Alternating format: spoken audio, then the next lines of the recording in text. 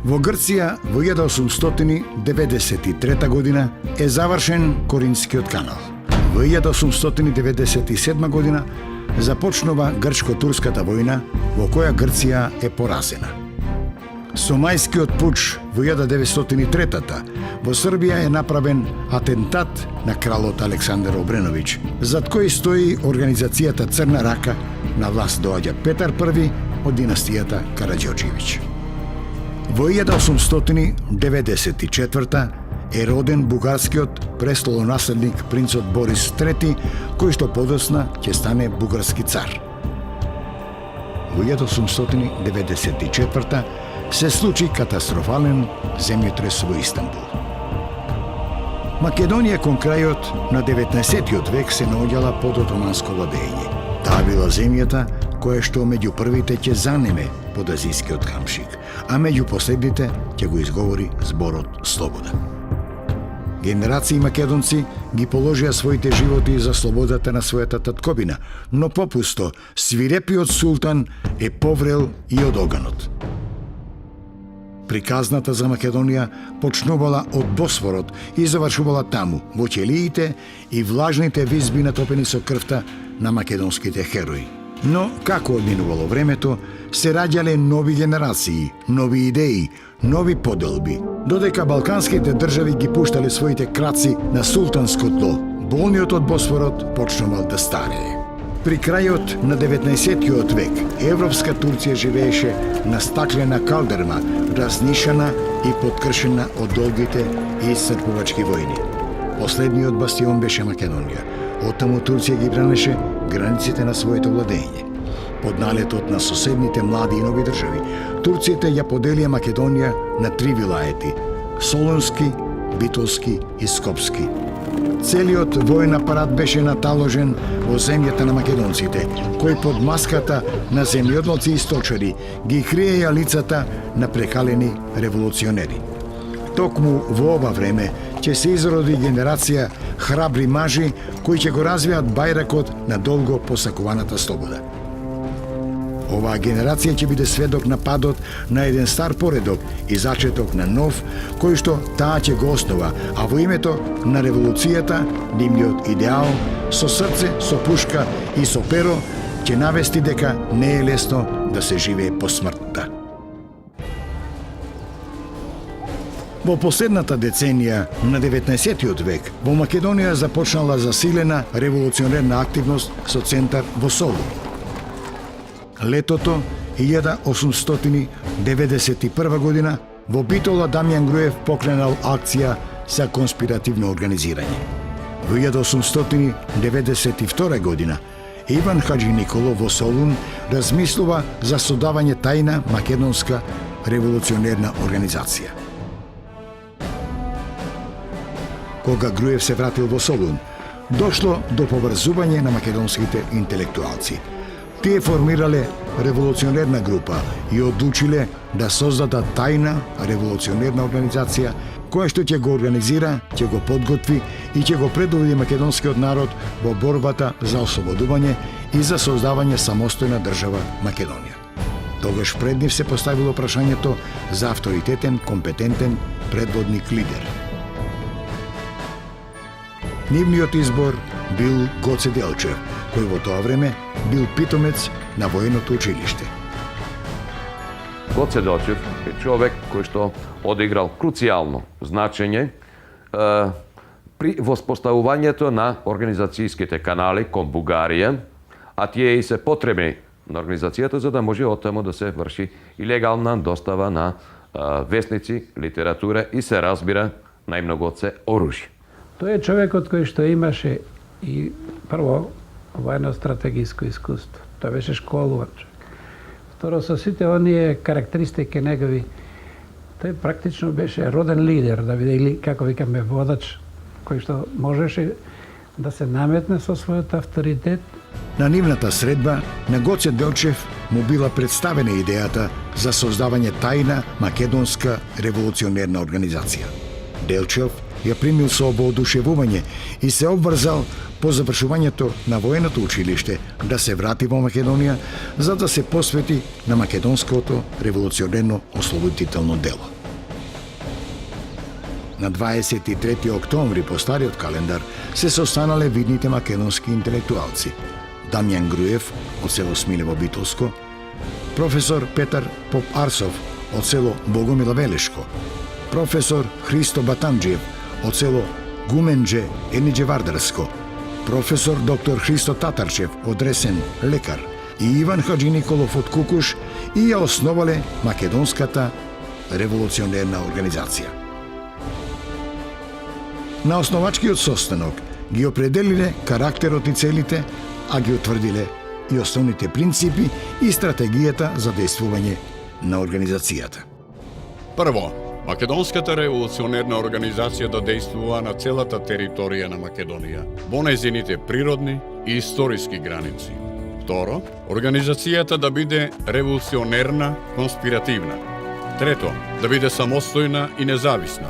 Во организацијата да се примаат само лица родени во Македонија и кои живееле во Македонија без разлика на нивната народност и вера.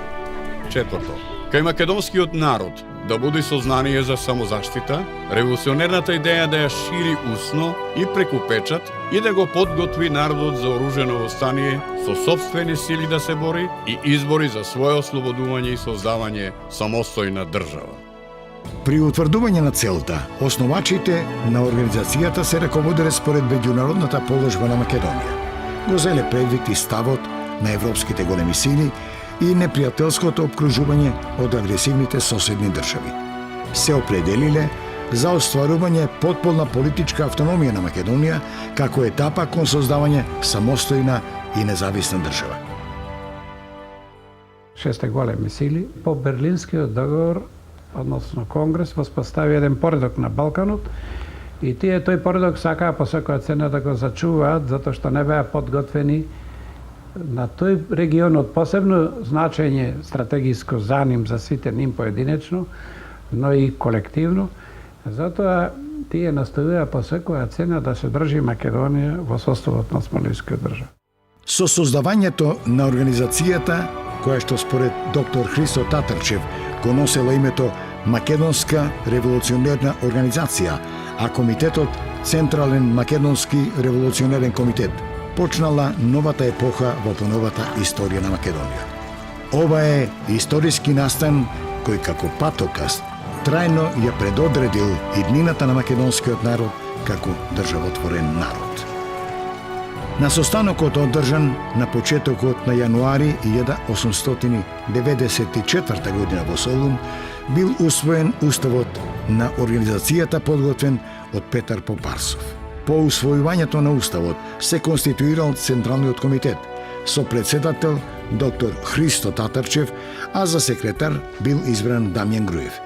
Централниот комитет веднаш започнал со издавање револуционерен вестник Востаник кој го уредувал Груев.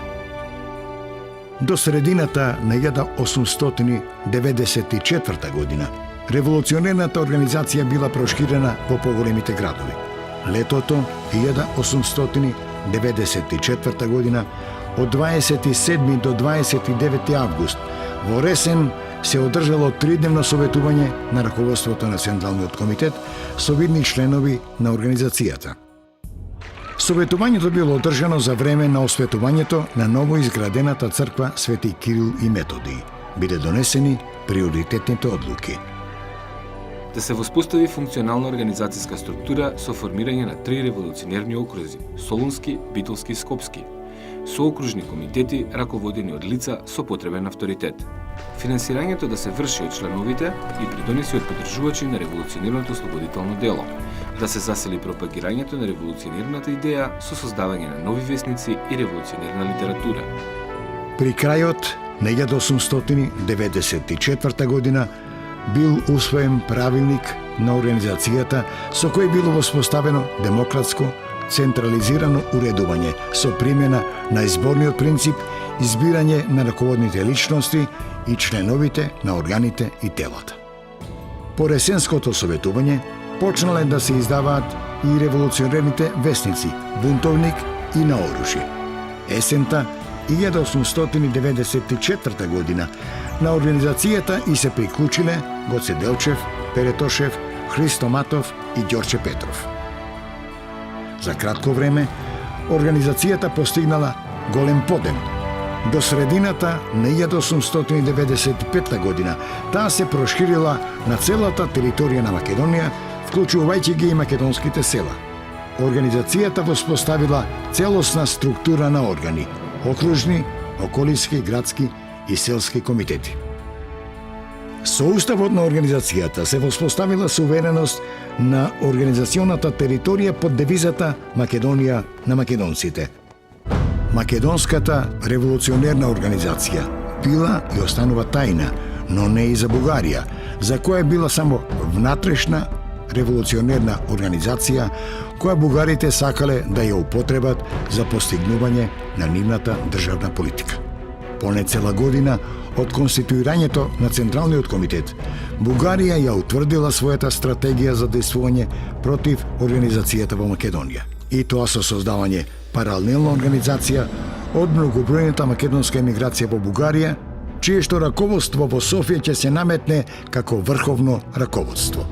Создавањето на таквата организација требало да го наметне обединувањето на двете организации и да го преземе раководењето со македонските работи. Оваа организација си поставила за своја цел извојување на политичка автономија на Македонија, приложена и гарантирана од големите сили.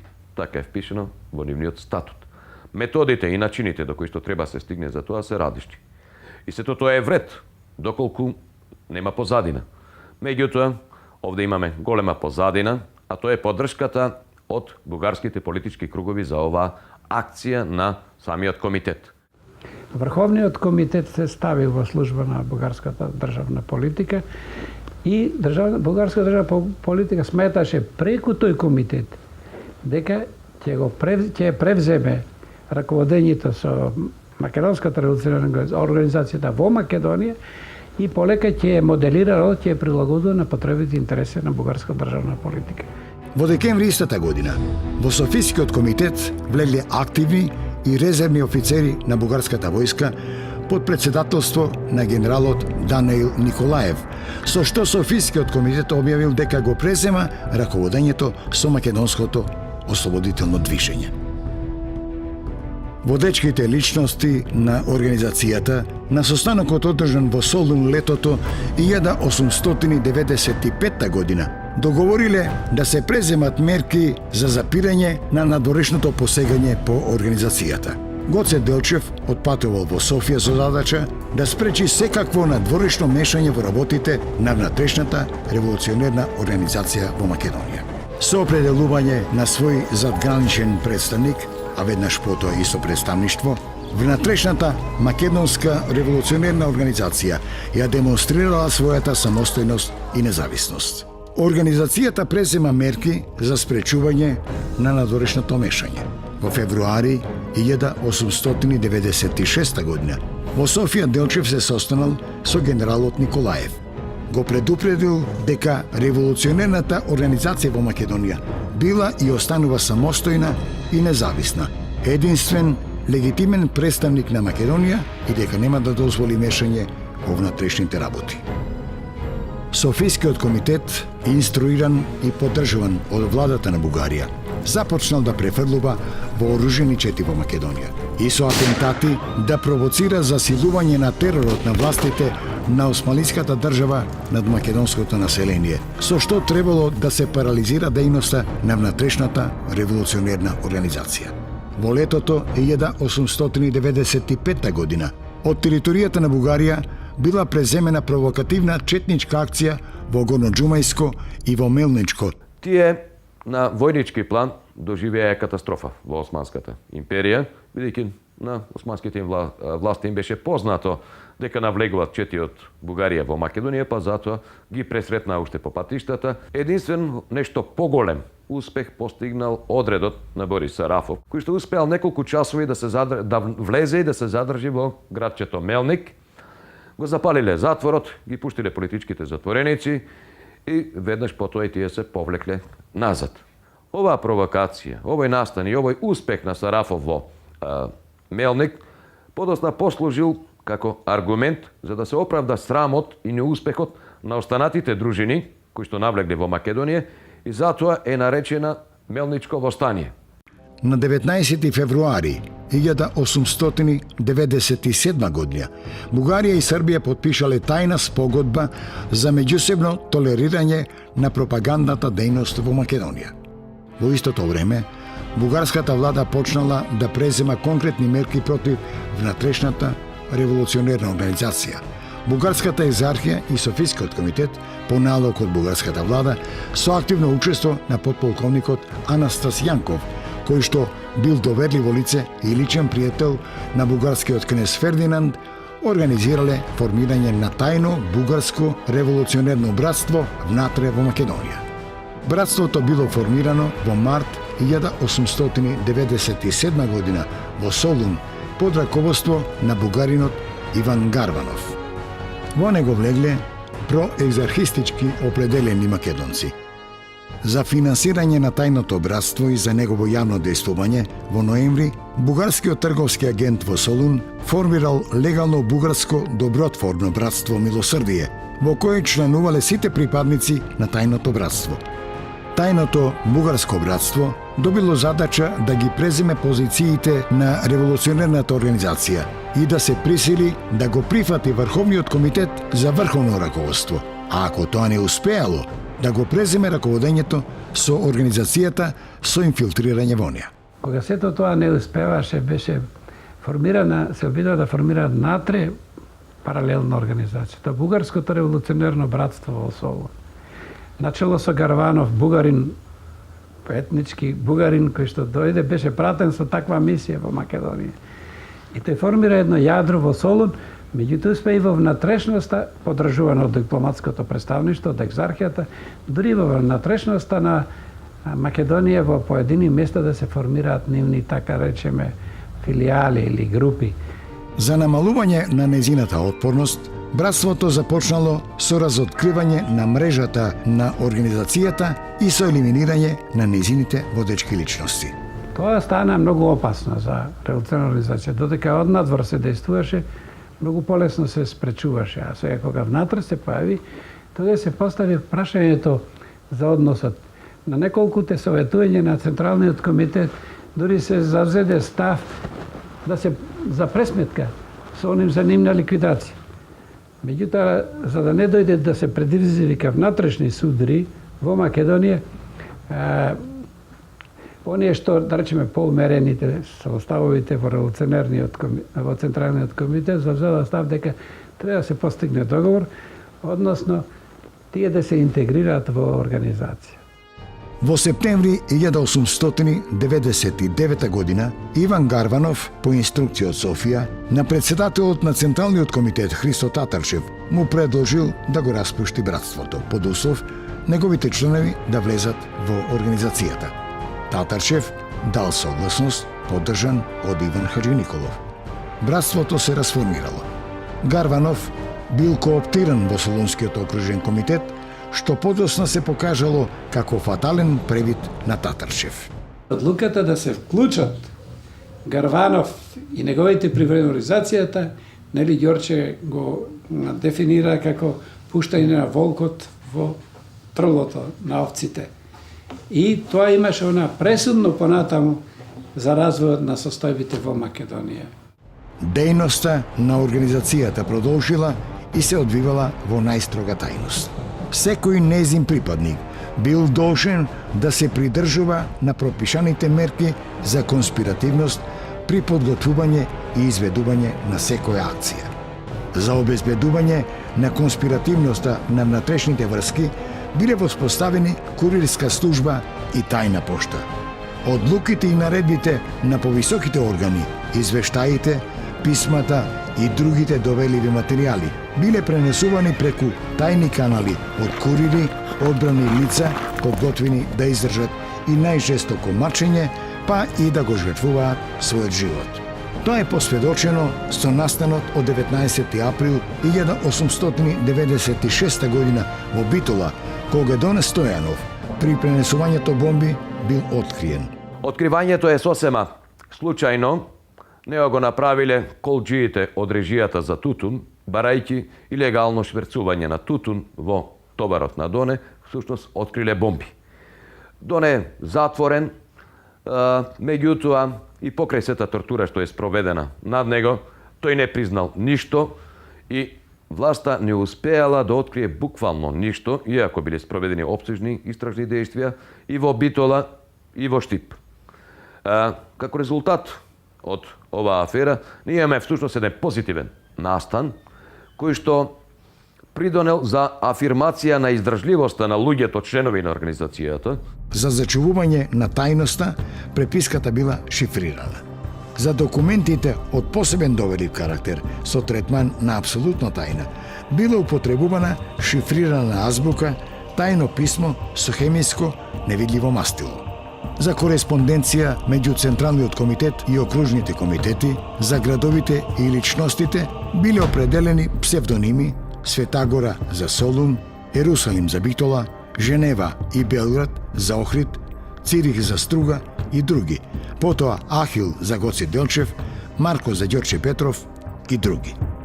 Била извршена промена во политичката стратегија и било променето името на организацијата.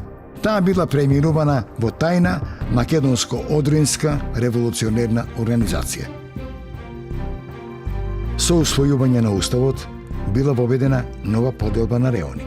Биле формирани 7 револуционерни окрузи: Солунски, Битолски, Скопски, Штипски, Струмички и Одрински, и била воспоставена целосна структура на органи: Конгрес, Централен комитет, окружни, околиски и местни револуционерни комитети. Организацијата кадровски станува помоćна и поголема со постепено формирање на своји оружени сили. Со уставот, окружните и околиските револуционерни комитети биле задолжени да формираат вооружени чети. Се поставува прашањето како наеднаш да се создадат тие чети, кои ќе бидат луѓето што ќе бидат врбувани во нив, кои се тие што ќе бидат поставени на чело на четите. Па во таа смисла се зема за пример четата на Михаил Апостолов Попето. Тој всушност во прво време добил овластување од Централниот комитет и представува еден вид на четничка школа. Затоа многу често се користи терминот четничкиот институт. Во неговата чета биле испраќани помлади, поинтелигентни луѓе кои што со својата активност во меѓувреме биле компрометирани пред власта и не можат да обстојуват како легални членови на организацијата. Па истите тие се праќаат таму на обука известно време и откако ќе поминат таа обука, се испраќаат во други региони и самите тие потоа формираат чети. Биле преземени акции за систематско ослабење на деградираниот режим на османлиската држава во Македонија.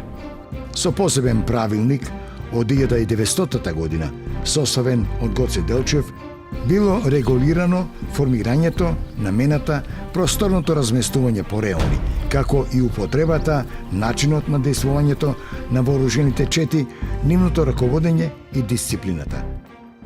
Што е најзначајно, имаше полна, така да рече, единство во действувањето меѓу вооружените сили и политичките органи, односно комитетите, окружните и другите. Покрај војводата во четата се определува официјално и секретар, кој што обично бил учител или некој незавршен студент, во секој случај станува збор за поинтелигентни луѓе, кои што требало да вршат и агитација. Така што овие чети сега почнува да се движат во селата, не само како вооружена сила, но истите го едуцираат населението, ја афирмираат идејата на организацијата, потребата од слобода, но од друга страна истите и казнуват одредени престапници од самата организација, а уште повеќе вршат ликвидации на одредени престапници на власта, кои што вршеле злоупотреби или спроведувале некакво насилство врз организацијата. Имаше екзекутивни органи или чети кои што имаа задача да ги извршуваат судските пресуди, се разбира, за оние што се огрешили од делото или што извршиле предавство или соработка со непријател и така натаму. Вооружените сили влегувала и селската милиција, реонската и местната милиција на селото, со што се создавал специфичен систем на масовни вооружени формации. Селската милиција ја представувале организирани селани со оружје кои ги извршувале секојдневните работи, како и останатото селско население. Таа се активирала по потреба да го заштитува населението во районот, да действува со помош на постојаните вооружени чети при нивните борбени акции, да го обезбедува населението и населеното место и објектот во кој се одржувале политичките собири, состаноци, советувања или конгреси. Од едноставна причина што селското население, кое што е масовно во Македонија, мора да признаеме дека во тој период речиси 80% од вкупното население живее на село, многу полесно ја восприма конкретната идеја. За нив, идејата за автономија и сето онаа друго што било расправано на теоретско ниво е абстрактна идеја. Тие тешко ја воспримат.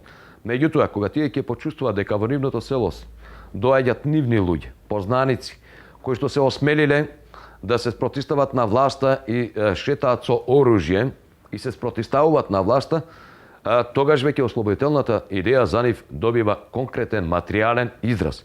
И само така можеше да функционира и да се обезбеди цврстина на организацијата. Значи, гледајќи од овој аспект, има навистина на современа воена организација со целокупната структура што имаш и на политички план, се разбира, од Централниот комитет, преку окружни комитети, градски комитети, местни комитети, селски комитети. Таа е таа политичко воена структура на организацијата. Најстрого се забранувало и се казнувало самоволието, како и преземањето самостојни акции за предизвикување бун што можел да доведе до предвремено востание. За грешки и престапи, за повреда на редот и дисциплината, за дезертерство биле изрекувани исти казни и за началникот, и за војводата, и за комитет. Најтешката смртна казна била предвидена и се изрекувала за издавање тајна со тешки последици за организацијата. Важно е да се каже дека има и, така да речеме, известителни органи и контраизвестителни кои имаат за задача такви организирани чети, тајни кои што го следеа не само непријател за да собираат информации каде како се распоредени армиските сили, полициските и други, како се движа, кога ќе презема акција за гонење на четите и на така натаму, туку ги следеа и сопствените луѓе во организацијата, за да видат, заради тоа што често се случуваше предавство. И на тој начин, посебни судските органи ги излекува судските прасви. Гоце Делчев, творецот на воената организација наречена Четнички институт, раководел со организирањето, вооружувањето и опремувањето на вооружените сили во својство на врховен воен ревизор. Тој вршил распоредување на војводите, ги определувал реоните на движењето на четите. Организацијата забрзано се вооружувала. Окружните комитети организирале обезбедување на оружјето, револвери, пушки, муниција и експлозивни материјали. Тајни работилници за производство на куршуми, бомби и други борбени средства имало и во селата Дедино, Радовишко, Смрдеш, Костурско и во пограничното село Сабјар, Ќустендилско. Непосредно пред и за време на Илинденското востание биле изработени и дрвени топови од трешово дрво во Кичевско, Охридско и во Крушево. Првиот истрел со топ бил извршен во село Дужегубица, Кичевско. За оружјето, опремата, материјалните резерви, храната, санитетските материјали и друго биле изградени тајни складишта. Организацијата воспоставила паралелна управа, финансиска и судска власт. Преку своите органи ги штитела животот, имотот и честа на населението, загрозувани од представниците на државата, од арамиските банди и од насилниците. Она што е најбитно да се каже, може би како никаде на друго место, затоа што во сите соседни земји почетните револуционери ги финансира странски држави и странски фактори. Овде целокупното финансирање беше од народот, од македонскиот народ. Значи од базата. Тука немаше надворешни средства.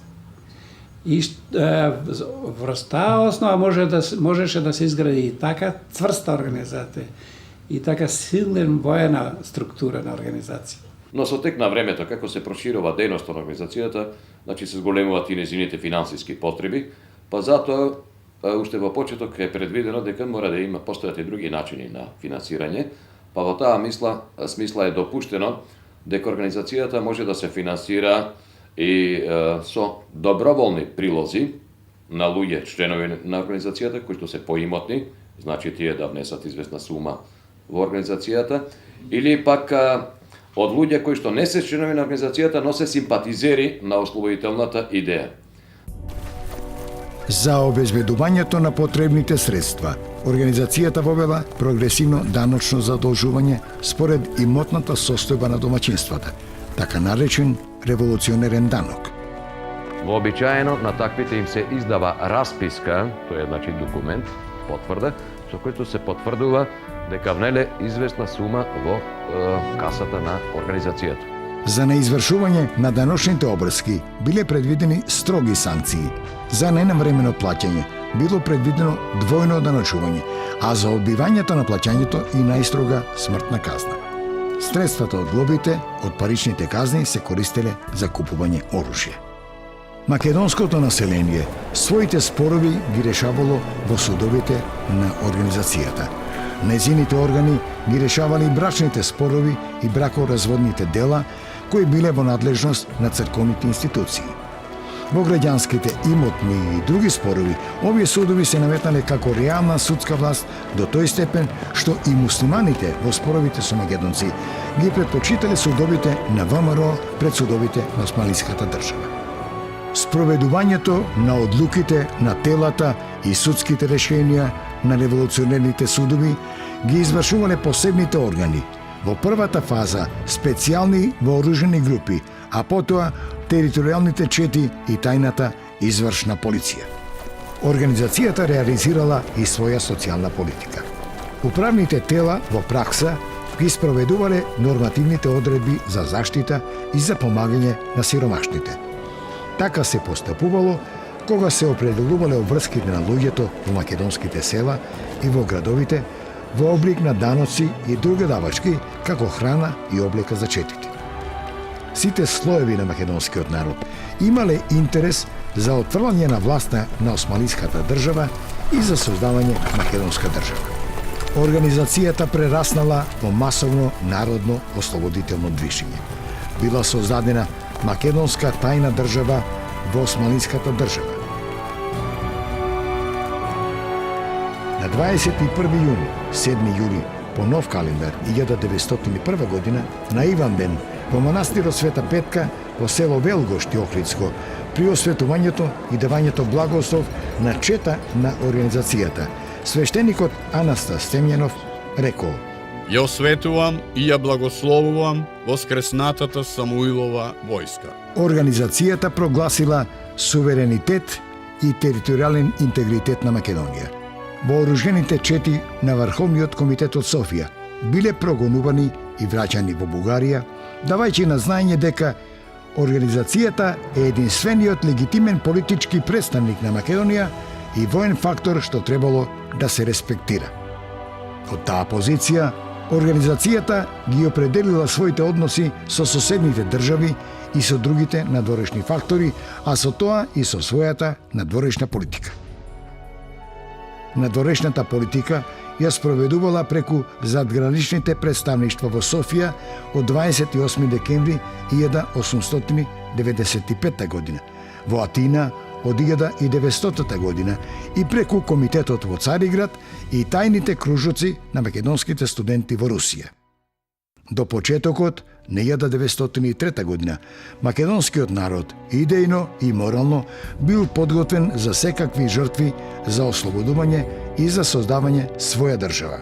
Битолскиот владика на грчката Цариградска патријаршија на 20 јануари 1903 година известувал: Луѓето во Македонија се занесени од суетни надежи за скорешна независност во едно автономно кнежество.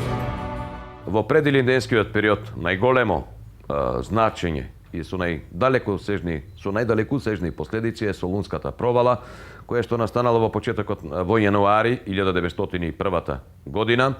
Поводот е банален. Неколку мина помлади активни членови од Централниот комитет престојувале во една гостилница и веројатно во една релаксирана атмосфера разговарале поопуштено за многу работи од ослободителното движење, при што гостилничарот, кој што бил грк, го соопштил тоа на власта и започнува потрага по нив.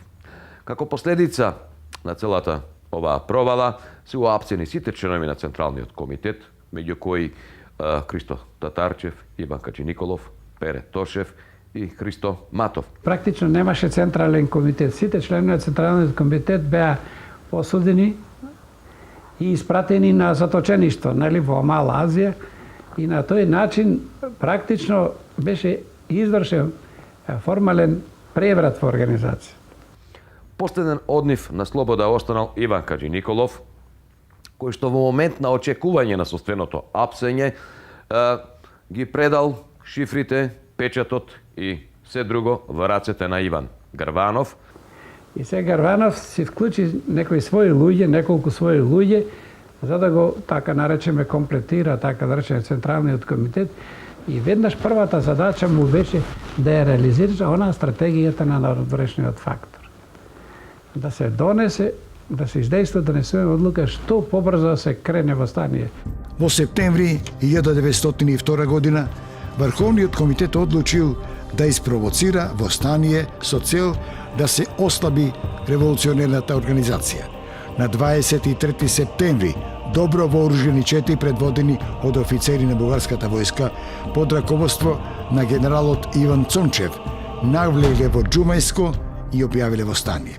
Со оваа провокација беше нанесена значајна штета на македонското ослободително движење воопшто, затоа што со овие чети всушност беше саботирана идејата за масовно востание, идеја за која што работеше македонската револуционерна организација.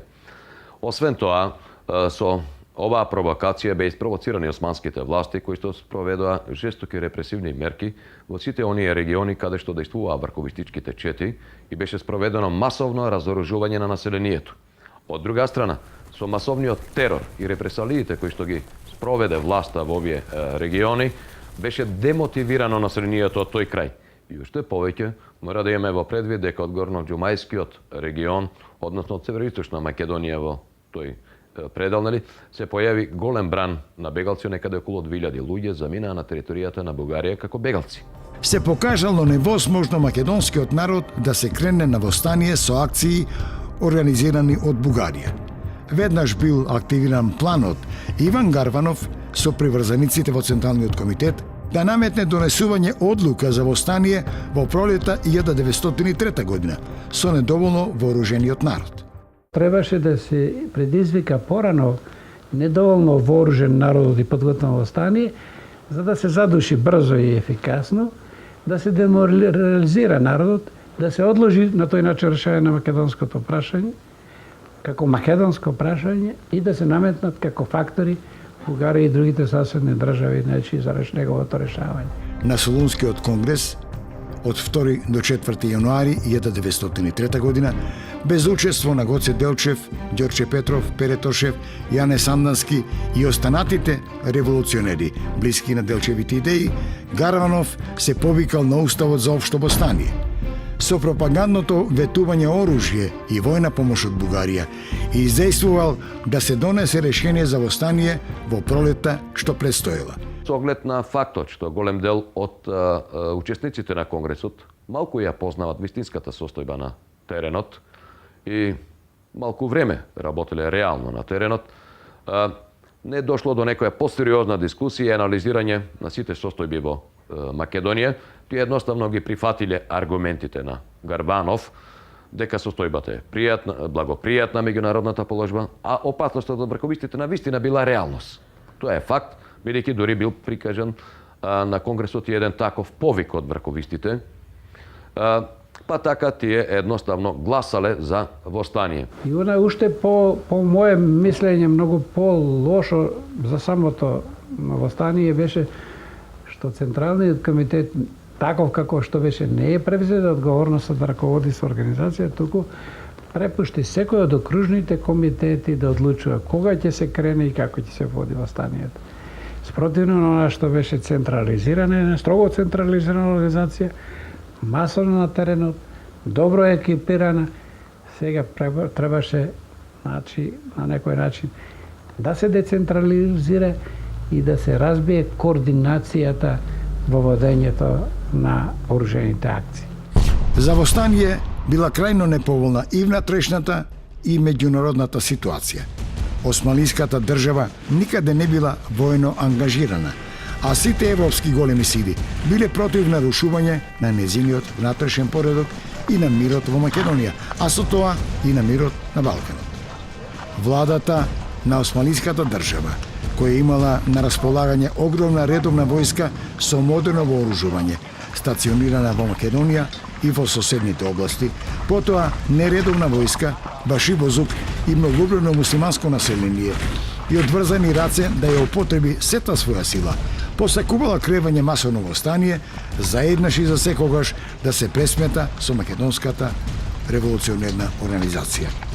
Централниот комитет ги задолжил окружните комитети да ги интензивираат подготовки. Со тоа бил активиран целиот механизам на организацијата. Во јануари започнало масовно враќање на македонските студенти и печалвари. Веднаш потоа, Гарванов со Врховниот комитет и со раководството на офицерските братства направил договор за учество на офицери на бугарската војска во восстанието по знамето на Цмор. На јануарското советување во Софија, мнозинството се изјаснило против кремање восстание. Нивната теза е дека со оглед на состојбите мора нешто да се превземе во Македонија, но тоа да не биде масовно восстание, така како што мисли Централниот комитет, со вклучување на сето население, туку нивната теорија е да се засилат активностите на четите во Македонија, да се изведуваат што поголем број на диверзантски и терористички акции со рушење на мостови, тунели, железници и така натаму. Да добие карактер на герилско или, како велиме, партизанско војување, за да не се излажи на уништување целиот македонски народ. Или како што тоа Ѓорче Петров го нарекува перманентно восстание, без тоа официјално да биде објавено, без да биде вовлечено сето население во него. Гоце Делчев велеше дека кревањето на предвремено или неподготвено восстание значи злочин спрема сопствениот народ, да го подложиш на масакрирање од страна на силите на Османлиската држава. Гоце Делчев заминал во Македонија. Груев само што се вратил во Солун од заточение. Гарванов го информирал за одлуката за восстание и ја добил неговата согласност. Во Солун Делчев се состанал со Гарванов и со Груев, а потоа и одделно со Груев. За оваа средба ги имаме само зборовите од Даме Груев во неговите спомани, кој што вели дека Делчев главно приговарал дека Српскиот револуционерен округ не е доволно вооружен. И тука дојде до, може би, прв пат развидување меѓу Гоце Делчев и Даме Груев, затоа што Даме Груев остана на позицијата за кревање на восстание, додека Гоце Делчев од тука заминуваше да се врати во Серскиот округ, од таму да действува, да се закажем беше конгрес, нели, во Либутуш планината, и мислеше да се мобилизира силите да добие подруг тек.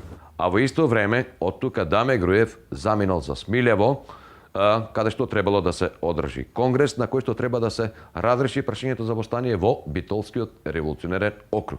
Што значи, можеме да заклучиме дека од средбата помеѓу Груев и Делчев во Солун произлегла нивна спогодба за заеднички настап, секој во еден од окрузите каде што ќе се одржи конгрес и каде што ќе ги разрешат прашањата. Делчев се упатил во Серскиот револуционерен округ на окружниот конгрес закажан за 6 мај во Ловченската корија.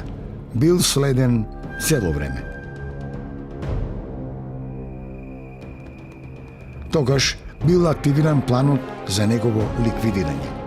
Пред пристигнувањето во селото Баница Серско, каде што го чекале Димитар Гуштенов и Михаил Чаков со своите чети, како и Димо Хаджидимов. османлиските армиски сили го блокирале селото. Во борбата на 4. мај 1903 година Делчев бил убиен.